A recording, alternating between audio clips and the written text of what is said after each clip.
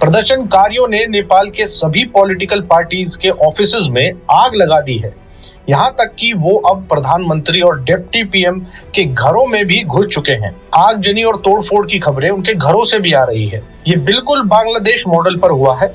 Himalayan airlines के विमान से बीमारी का बहाना बताकर पीएम ओली नेपाल छोड़कर भाग रहे हैं। ये भारत के लिए भी एक बहुत बड़ी चुनौती है और एक बड़ा सबक है। आइए जानते हैं इसकी असली वजह। दोस्तों, नेपाल में जो हुआ उसको देखने के बाद भी अगर कोई अमेरिकन डीप स्टेट की तख्ता पलट वाली हरकतों को नहीं मानता है तो वो मूर्ख बन रहा है। देखिए, भारत के चारों तरफ एक आग सी लगी हुई है, चाहे बांग्लादेश हो, म्यांमार हो, श्रीलंका हो, पाकिस्तान हो। कहीं वॉर के खतरे की बात, कहीं करप्शन के खिलाफ यूथ का गुस्सा और कहीं फ्रीडम ऑफ एक्सप्रेशन पर अटैक। इन सभी चीजों को लेकर एक बवाल मचा हुआ। अब इसमें अमेरिका और चाइना का एक बहुत बड़ा गेम है। ध्यान से समझिएगा।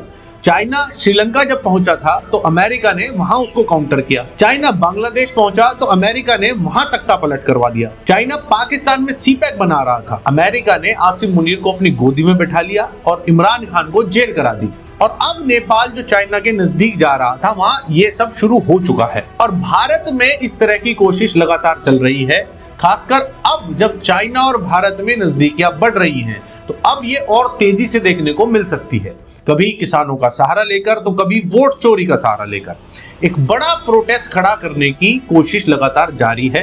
रनिंग गवर्नमेंट के खिलाफ एक वहम पैदा करने की पूरी कोशिश है। लेकिन पहले बात करेंगे हम नेपाल की, हमारा पड़ोसी देश, जहां अब एक ऐसा आंदोलन शुरू हुआ है जो सिर्फ नेपाल की सरकार को ही नहीं बल्कि भारत की सुरक्षा और फ्यूचर को भी हिला सकता है। काठमांडू की सड़कों पर लाखों यंग लोग उतर आए हैं, युवा उतर आए हैं।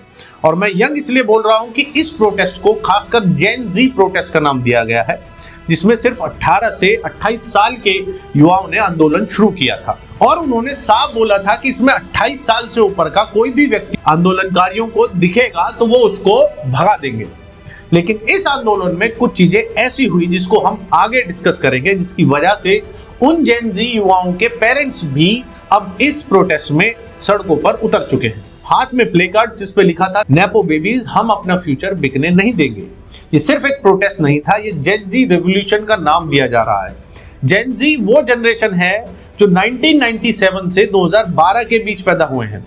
ये लोग दुनिया में इंटरनेट क्रांति के शुरुआत में पैदा हुए। इनके लिए डाटा रोटी से भी बड़ा है। आप इनकी प्लेट से आटा छीन सकते हो लेकिन मोबाइल से डाटा नहीं। और नेपाल की सरकार से वही गलती हुई।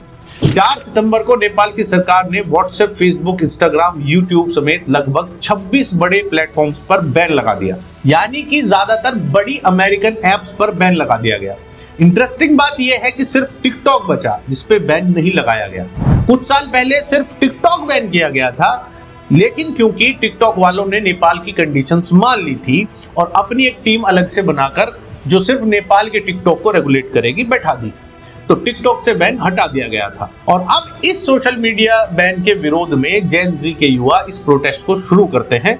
ये बैन एक ट्रिगर पॉइंट था जहां से भीड़ भड़क जाती है, या यूं बोलिए कि इसको एक ट्रिगर पॉइंट बनाया गया। अब देखिए, टिकटॉक एक चाइनीज ऐप है, तो वहां से कहानी सामने आती है कि नेपाल अब सिर्फ अमेरिकन ऐप्स को ही क्यों बैन कर रहा है और चाइनीज ऐप्स काम कर रही हैं। तो नेपाल के रिजीम की प्राइम मिनिस्टर ओली की चाइना से बढ़ती नजदीकी को भी इसकी एक वजह माना जा रहा है। नेपाल पिछले कुछ सालों से चाइना की तरफ झुका हुआ है, यहाँ तक कि वो भारत के भी खिलाफ होकर चाइना के साथ गया था। अब जो भी चाइना के साथ जाता है वो अमेरिका की नजरों में खटकने लगता है। इसलिए ये कयास लगाए जा रहे हैं कि जैसे बांग्लादेश में स्टूडेंट प्रोटेस्ट हुआ था, श्रीलंका में हुआ था, पाकिस्तान में इमरान खान को जेल भेजा गया था, तख्ता पलट हुआ था, उसी तरह से अमेरिकन एजेंसियां नेपाल में भी ये प्रोटेस्ट को फ्यूल कर रही हैं। देखिए, वक्त बदल रहा है। ये दौर सोशल मीडिया और डेटा का दौर है। जिसने इसे कंट्रोल किया उसने यूथ को कंट्रोल किया, और जिसने इसे छीनना चाहा उसके खिलाफ भड़क उठी ये नई पीढ़ी।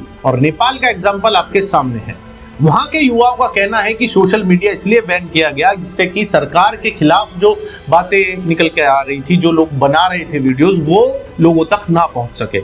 इसकी भी खासा नाराजगी है। उनका आरोप है कि नेपाल में जो रनिंग गवर्नमेंट है उस पर बहुत से करप्शन के इल्जाम वो लोग लगा रहे हैं। बोल रहे हैं कि करप्शन की वजह से नेपाल आगे नहीं बढ़ पा रहा। इसीलिए वहां के लोगों का कहना यह है कि ये सिर्फ सोशल मीडिया बैन के खिलाफ ही नहीं है, ये प्रोटेस्ट है नेपोटिज्म को लेकर, जिसके लिए नेपो बेबीज के प्ले कार्ड्स लेकर यूथ सड़कों पर हैं, करप्शन के खिलाफ है। और भारत में भी आपने देखा होगा जो राजशाही घराने रहे हैं या बड़ी पॉलिटिकल फैमिलीज रही हैं, उसमें उनके बच्चों को ही लॉन्च किया जा रहा है, भले ही उनमें वो काबिलियत हो या ना हो।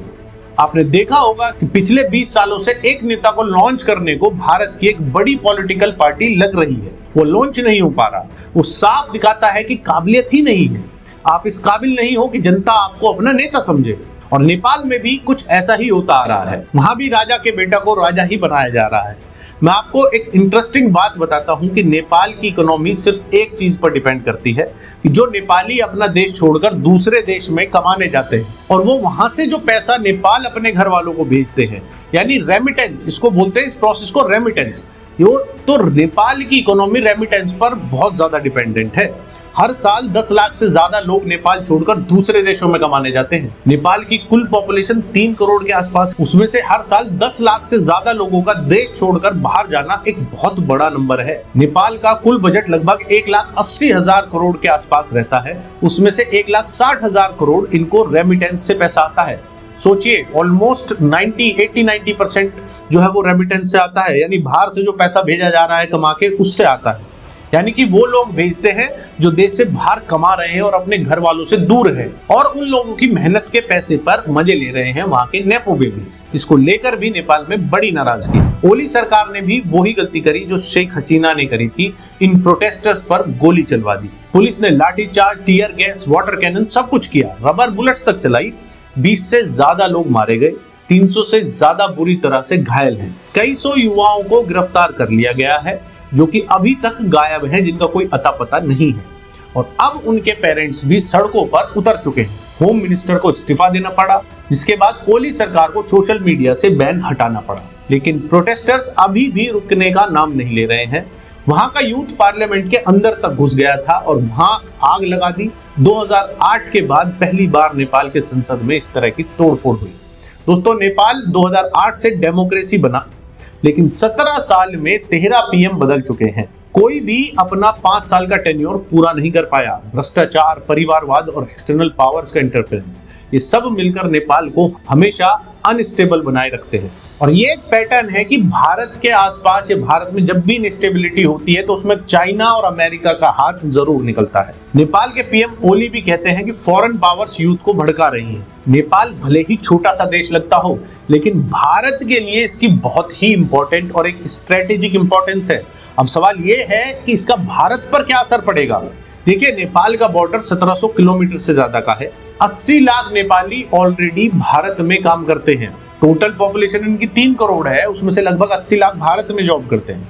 जब नेपाल अनस्टेबल होता है, इलीगल इमिग्रेशन, स्मगलिंग और टेररिज्म की घुसपैठ बढ़ जाती है, क्योंकि ये सब चीजें ज्यादातर नेपाल से ही भारत में घुसती हैं। और अगर नेपाल में इंस्टेबिलिटी रहेगी तो उसके बॉर्डर्स को कौन देखने वाला है। नेपाल की अपनी पुलिस और आर्मी तो अपनी इंटरनल हालातों को सुधारने में लगी हुई है, तो बॉर्डर्स खुले हैं और ऐसे में ऐसे लोगों को चांस मिल जाता है कि वो किसी तरह की घुसपैठ करें। तो ये भारत के लिए एक बहुत बड़ा चिंता का विषय भी है। और सबसे बड़ी बात, जब नेपाल इंडिया से दूर होता है तो ऑटोमेटिकली चाइना के और करीब चला जाता है। भले ही आज भारत और चाइना भी करीब आ रहे हो, लेकिन नेपाल इसमें चाइना को सपोर्ट ज्यादा करता है, भारत को नहीं, जो कि एक डिसएडवांटेज है इंडिया के लिए। आपको क्या लगता है, क्या जल्द ही नेपाल में भी रिजीम चेंज आपको देखने को मिलेगा? अब आप बताइए, क्या इस तख्ता पलट के पीछे अमेरिकन डीप स्टेट इन्वॉल्व है या नहीं? क्योंकि ये अंधे को भी दिखाई देता है, पर क्या आपको दिखाई दे रहा है? कमेंट्स में जरूर बताएं। जय हिंद।